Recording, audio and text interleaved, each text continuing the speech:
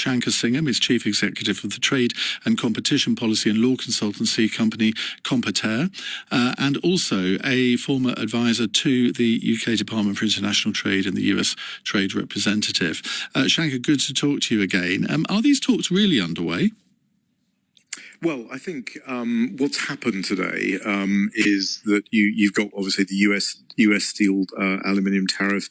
There is another set of tariffs that will be developed around April the 1st, April the 2nd, which relates to unfair trade practices and reciprocal tariffs.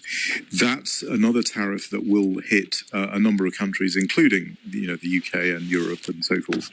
And what I think the UK administration will be trying to do is to convince the US administration that they will essentially be able to lower their barriers and distortions and so forth, and any tariffs that are higher than US tariffs, deal with the issues that the Trump administration will raise with them, and thus avoid the tariffs, including these steel and aluminium tariffs. So I think all of those will be rolled up together in that conversation, and there clearly needs to be a conversation to lower distortions and lower barriers and get a deal with the US that would allow you to not have to face the tariffs that have been imposed today and the ones that are coming in April.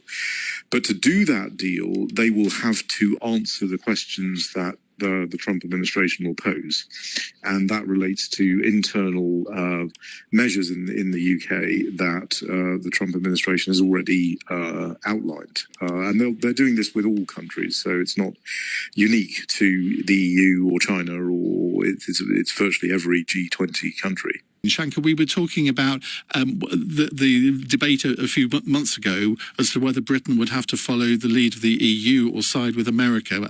Where do you think that's heading? Yes, and I was just saying that I think to walk this fine line that the Prime Minister has to walk, he has to, in the EU reset discussion, in the conversation with the EU, he has to make sure he doesn't cross two critical lines. One is that he's got to make sure he retains his ability to do independent trade policy, and he's got to maintain his regulatory autonomy.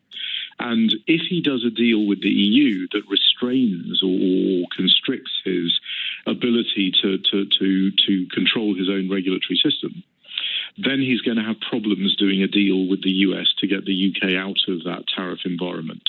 So that's the challenge he has. Now, there's quite a lot you can do with the EU reset that doesn't cross those lines. So he can do quite a lot within that.